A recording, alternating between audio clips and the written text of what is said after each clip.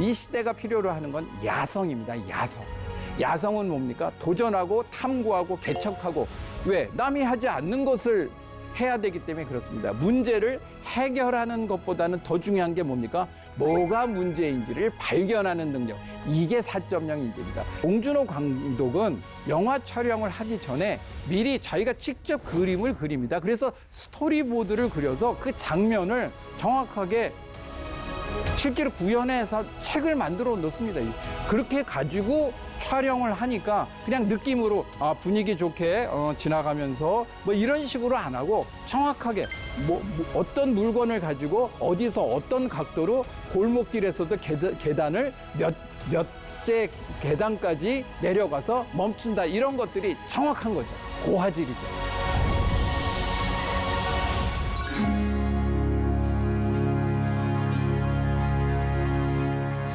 안녕하십니까. 저는 현재 카이스트에서 학생들을 가르치고 있는 신태균 교수입니다.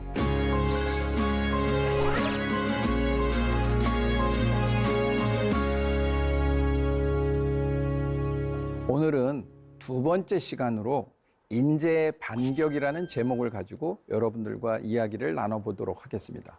오늘의 중요한 메시지는 이겁니다. 미래가 인재를 정한다. 미래가 인재를 정한다. 오늘 이 이야기를 하도록 하겠습니다. 현재 2022년 대한민국 사회를 우리가 잘 들여다보면 크게 5세대가 공존하고 있습니다. 아마 이런 얘기 많이 들어보셨을 겁니다. 첫 번째 세대, 베이비붐 세대. 두 번째 세대, X세대. 세 번째 세대, M세대. 네 번째 세대, Z세대. 다섯 번째 세대가 알파 세대입니다. 기간적으로 보면 약 15년 정도의 격차를 가지고 세대 구분이 일어나고 있습니다. 그런데 왜 이들 사이에 세대 갈등이 있을까요?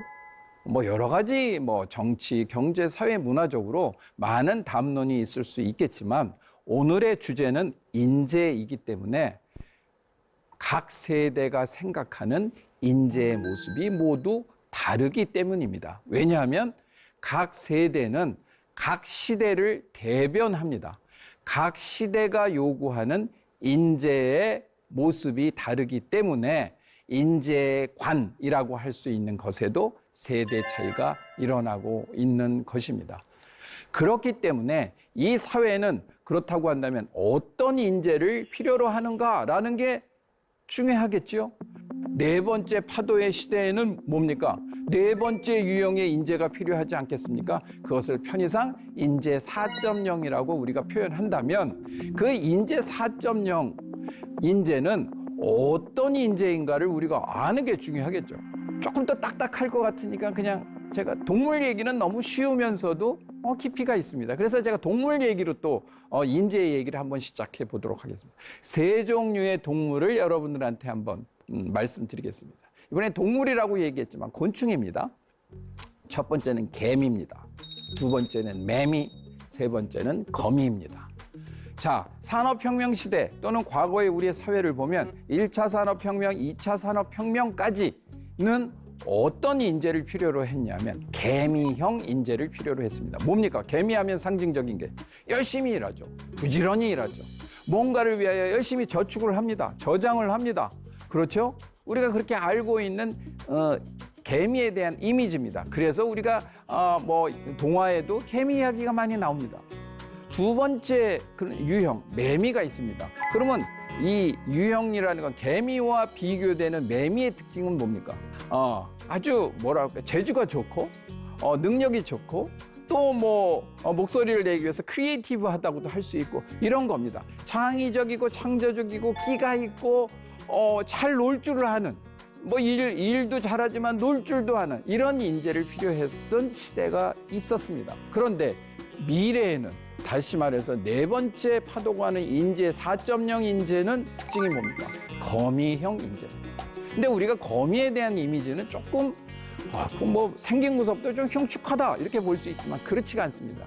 자, 지금서부터 개미, 매미는 설명드렸죠. 거미에 대해서 설명을 드려보도록 하겠습니다. 자, 우리가 잘 아는 거미입니다. 거미는 남들보다 미리미리 준비를 합니다. 그죠? 뭡니까? 거미줄을 치죠. 거미줄을 칩니다. 아무데나 칩니까?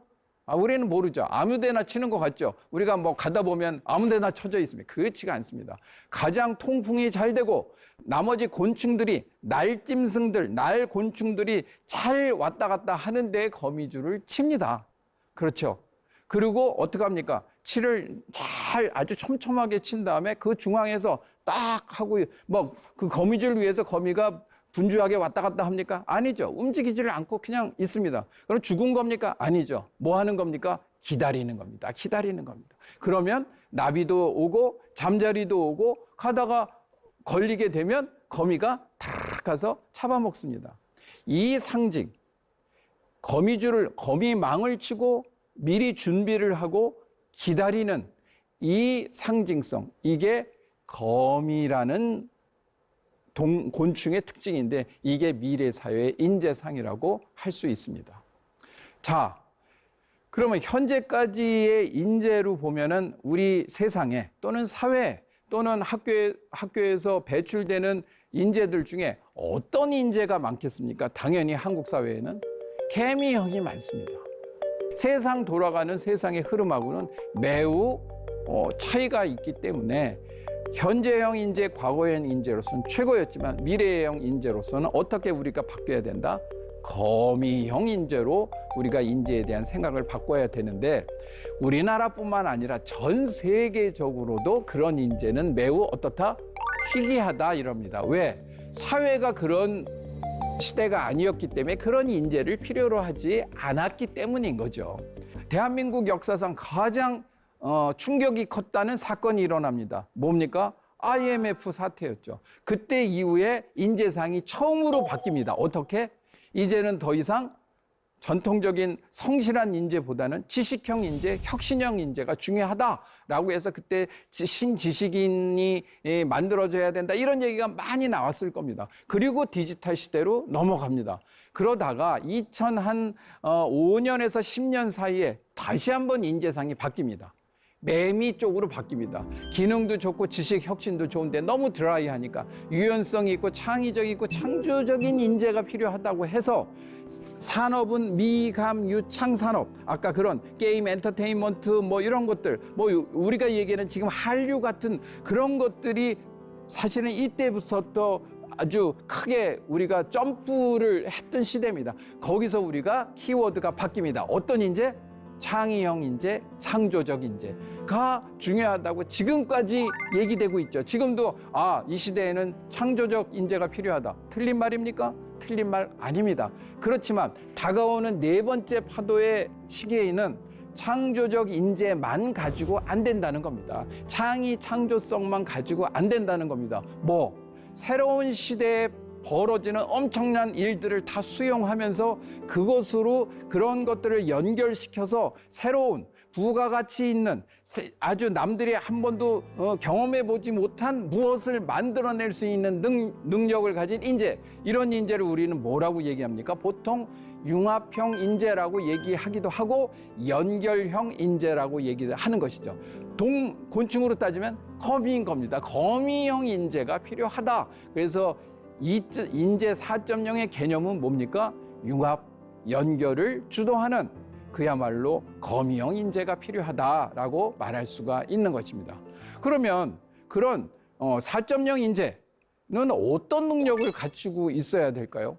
크게 어떤 성향을 가져야 되는 것들이 한 4가지가 있습니다. 기존의 것들에서 크게 바뀌어져야 됩니다. 첫 번째, 인성 제일 중요합니다. 4.0 시대는 무슨 시대입니까? 기계의 시대죠. 인공지능의 시대죠. 인공지능이 제일 못하는 게 뭡니까? 휴먼적인 거가 약하죠. 기계적인 거는 사람보다 훨씬 강하죠. 이세돌이 알파고를 이길 수가 없죠. 그렇지만 이세돌의 인성을 알파고가 갖고 있습니까? 아니죠. 그러니까 미래에 꼭 필요한 우리의 인재의 첫 번째 조건, 인성입니다. 이게 아까 얘기했던 변하는 것들 가운데 변하지 않는 것이 가장 중요하게 작동되는 영역이고, 전문성은 어떻습니까? 기존의 전문가로서 그냥 전문가가 된다, 전문가가 되라 이 말로는 부족한 시대가 왔습니다. 이제 인공지능은요 주로 누구를 공격합니까? 전문가들을 공격합니다. 전문 지식, 과거의 지식과 경험을 가지고 사회 지도층을 역할을 했던 매우 중요한 전문가들이 다 아마 인공지능에 의해서 그 조합이 엄청나게 없어지거나 그 힘이 약화될 겁니다. 그러면 어떻게 해야 됩니까? 전문성에 있어서는 빨리 전문가 중에 초전문가가 돼야 됩니다. 초전문가는 뭐냐? 전문가들 중에 5% 안에 들어가야 됩니다. 그러면 일단은 살 수 있습니다. 일단은 안전합니다. 그러면 이거 영원히 네 번째 파도 때 안전하냐? 그렇지가 않습니다. 빨리 새로운 시대가 필요로 하는 전문성을 그 시간을 벌어서 확보를 하면서 그쪽으로 넘어가야 됩니다. 궁극적으로는 탈전문가가 돼야 되는 겁니다. 탈전문가. 그러니까 전문가도 비전문가에서 전문가로, 전문가에서 초전문가로, 초전문가에서 다시 탈전문가로 끊임없이 이동해야 되는 겁니다. 왜? 시대가 이렇게 이동하고 있기 때문입니다. 그리고 창의성도 막연한 창의성, 머리가 좋다, 아이디어가 좋다, 남들보다 톡톡 튀는 아이디어를 낸다. 이 정도의 소박한 수준의 담론으로는 시대가 요구하는 창의성을 확보할 수가 없습니다. 그러니까 강력한 상상력, 강력한 인스피레이션, 영어로 하면 인스피레이션, 영감, 남들이 갖지 않는 아주 감수성, 그 다음에 인사이트, 통찰력, 이 세 가지의 병기를 끊임없는 훈련을 통해서 우리가 그 창조적인 내용을 훈련하지 않으면 그거 갖고 태어나는 게 아닙니다. 이것은 다 창의성이자 창조력이 되는 겁니다. 그리고 마지막, 이 시대가 필요로 하는 건 야성입니다. 야성. 야성은 뭡니까? 도전하고 탐구하고 개척하고, 왜? 남이 하지 않는 것을 해야 되기 때문에 그렇습니다. 문제를 해결하는 것보다는 더 중요한 게 뭡니까? 뭐가 문제인지를 발견하는 능력. 이게 4.0 인재입니다. 3.0 인재, 창조적 인재는 문제 해결 능력이 탁월해요. 그죠? 근데 4.0 인재는 뭡니까? 문제 해결도 잘하지만 그거 하나 더 있습니다. 뭡니까? 문제 발견을 잘하는 거죠. 우리가 문제를 문제라고 발견하지 않는 순간 그것은 우리에게 더 이상 문제가 아닌 거죠. 그런데 누군가가 이게 문제야라고 해서 보니 실제 문제였던 것이죠. 그러니까 이것은 가장 앞선 수준의 능력이라고 볼 수 있습니다.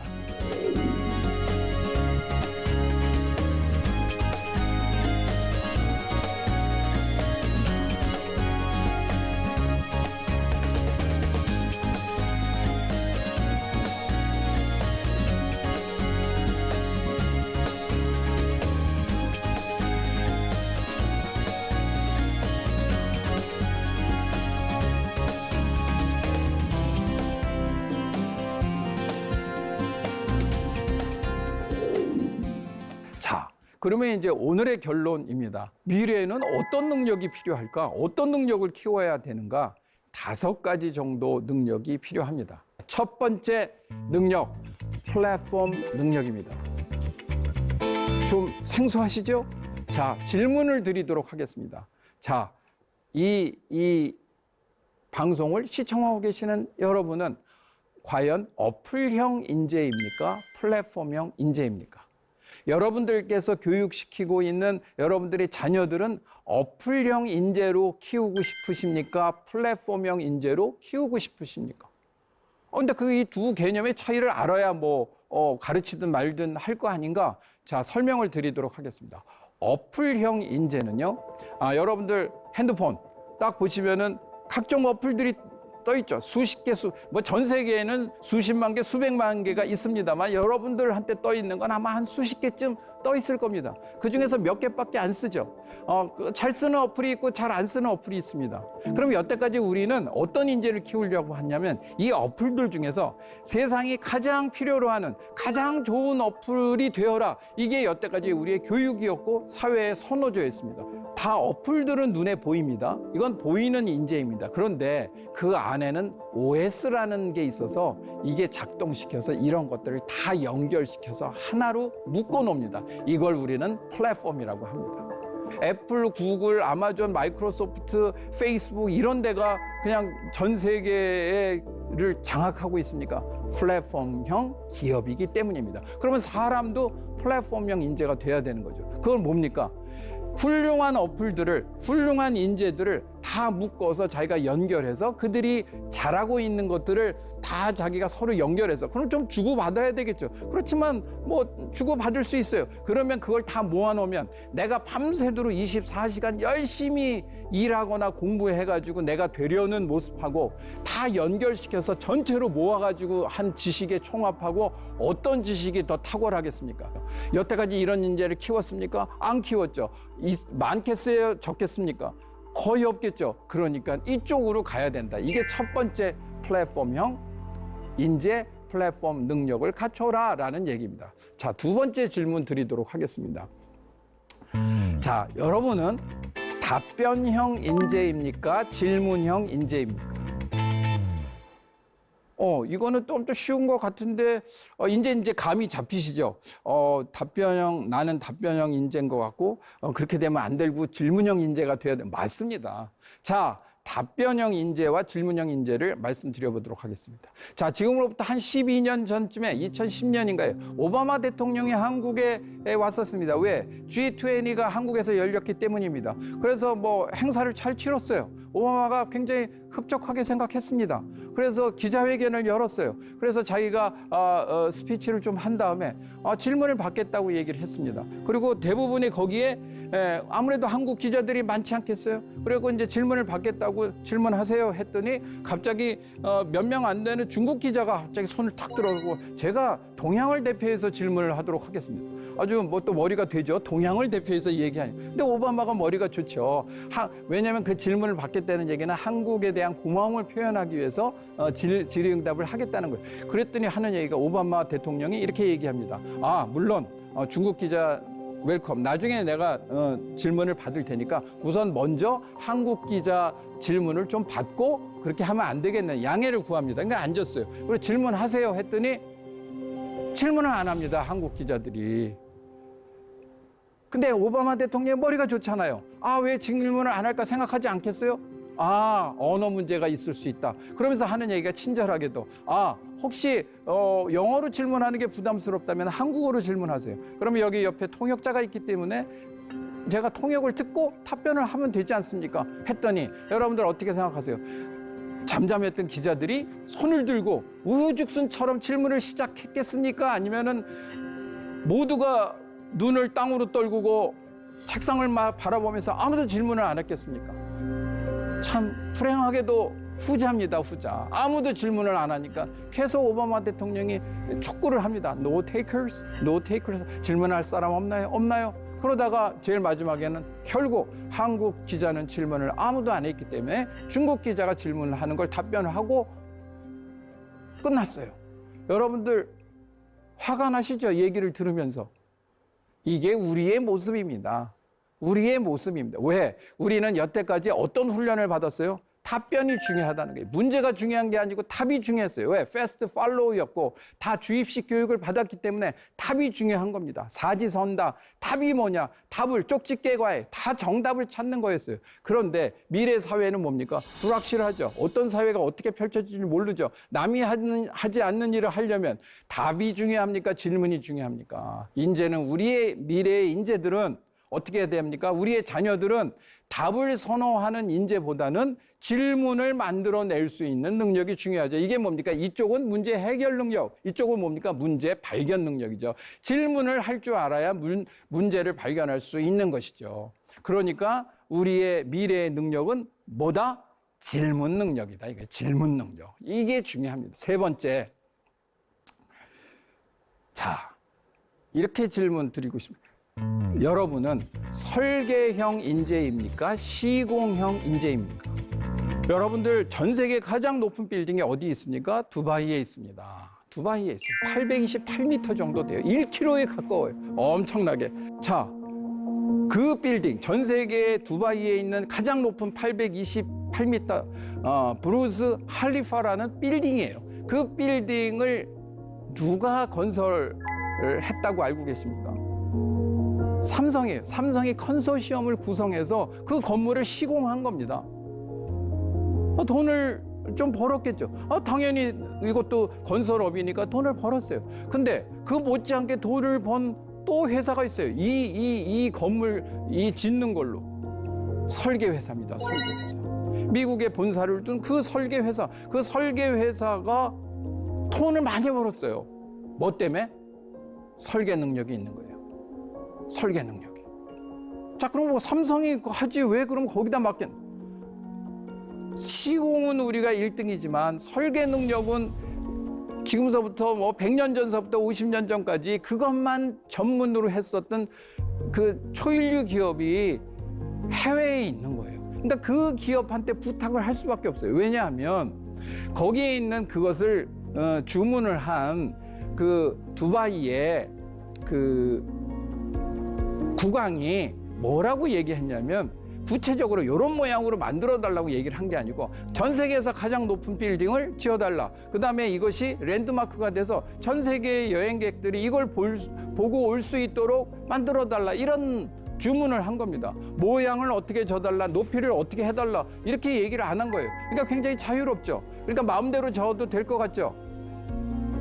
여러분들 그러면 좋겠어요? 안 좋겠어요? 얼핏 보면 좋아 보여요. 내 맘대로 지으면 되지. 근데 그게 내 맘대로 진다고 끝이 납니까? 상대방, 그걸 주문한 사람의 마음에 들어야 될 거 아니에요. 그러려면 이것은 전 세계에서 가장 아름답고 멋진 빌딩입니다라고 얘기할 수 있는 능력이 필요하죠. 그것은 시공 능력입니까? 설계 능력입니까? 설계 능력이죠.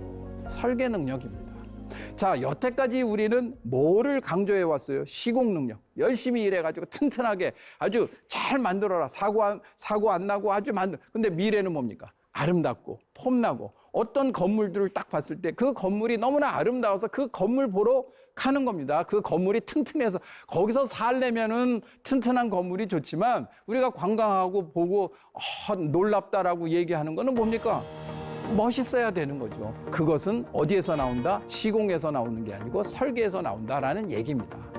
그러니까 그러기 위해서는 뭐가 중요하냐면 개념 설계 능력이 중요한 겁니다. 우리가 얘기할 때 구체적으로 얼마 그 두께를 얼마나 해달라, 높이를 얼마나 해달라 이런 거는 굉장히 구체적이에요. 그렇지만 아름답게 해달라, 매력적으로 해달라, 한 번만 보면 아주 그냥 감동의 극한에 이르도록 해달라 이렇게 얘기를 하면은 뭡니까? 우리는 그걸 허황되다고 얘기해요. 허황된 게 아니고 이게 추상적인 겁니다.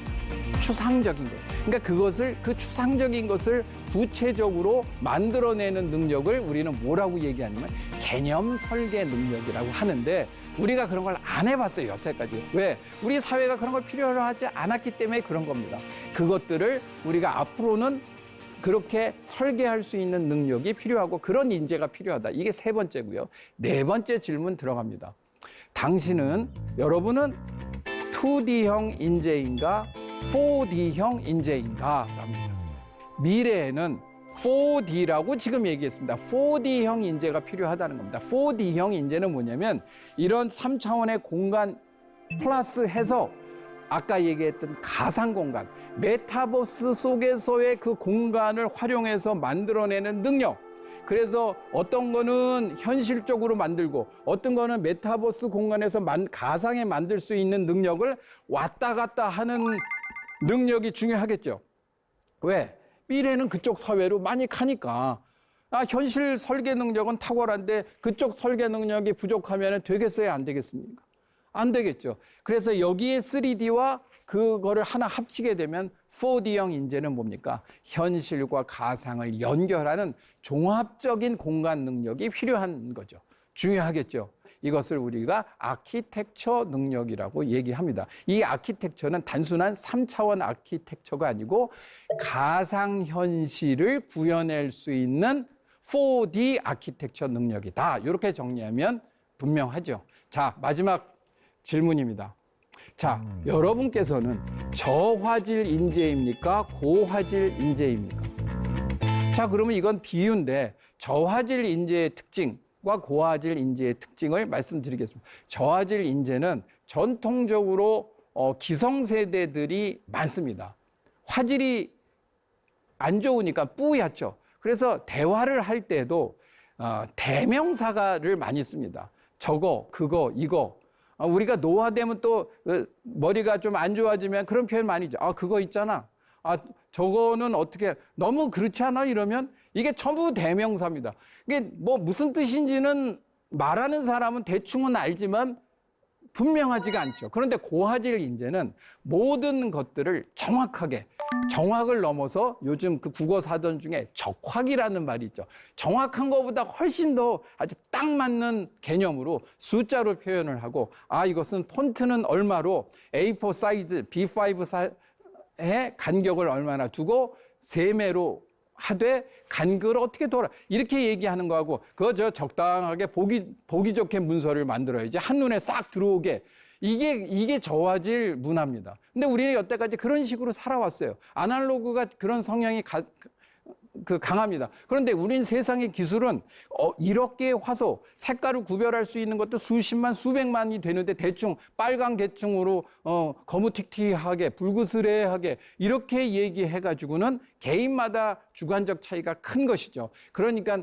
미래 사회는 정확하고 정치하게 표현하려면 뭡니까? 디테일하다. 우리가 보통 디테일이라는 얘기 많은데 아주 세부한 것들을 구현해낼 수 있는 능력이 중요하다, 이런 얘기입니다. 봉준호 감독이 기생충을 가지고 진짜 놀랄만하게 사관왕에 올랐어요. 아카데미상. 자, 많은 사람들이 뭐 봉준호 감독의 무슨 뭐 상상력 아주 뭐 여러 가지 표현합니다. 저는 그 중에 하나로 오늘 지금 요 5번째 저화질이나 고화질이나 차원에서 봉준호 감독은 고화질 감독이기 때문에 이 기생충을 만들 수 있다라고 얘기하는 겁니다. 그 무슨 근거로? 자, 봉준호 감독은 영화 촬영을 하기 전에 미리 자기가 직접 그림을 그립니다. 그래서 스토리보드를 그려서 그 장면을 정확하게 실제로 구현해서 책을 만들어 놓습니다. 그렇게 가지고 촬영을 하니까 그냥 느낌으로 분위기 좋게 지나가면서 뭐 이런 식으로 안 하고 정확하게 어떤 물건을 가지고 어디서 어떤 각도로 골목길에서도 계단을 몇째 계단까지 내려가서 멈춘다, 이런 것들이 정확한 거죠. 고화질이죠. 근데 우리는 뭐 대충 하다 보니까 맞으면 좋고 틀리면 넘어가고 했던 과거의 인재 수준은 안 되는 거죠. 그런데 우리는 여태까지 교육을 어떤 식으로 받았습니까? 앞쪽으로 많이 받았습니다. 왜? 시간이 없기 때문에 디테일에 갈 저기가 없었던 거죠. 근데 앞으로는 그 부분이 매우 정교하게 그걸 구현해낼 수 있는 능력이 필요하고, 그런 인력들이 우리가 만들어낸다면 제2, 제3의 봉준호 감독, 그 이상의 BTS 다 마찬가지입니다.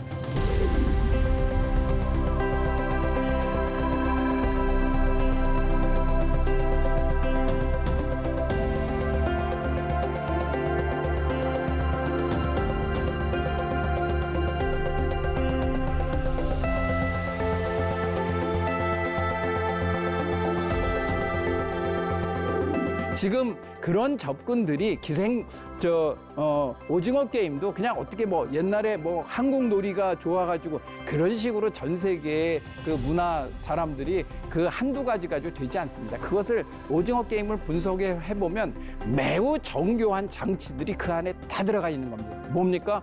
고화질 작품인 것이죠. 미래에는 누가 이긴다? 이 고화질 작품이 이기고 그것을 만들어낼 수 있는 고화질 인재를 필요로 한다라고 말할 수 있겠습니다. 여러분들 들어주셔서 감사합니다.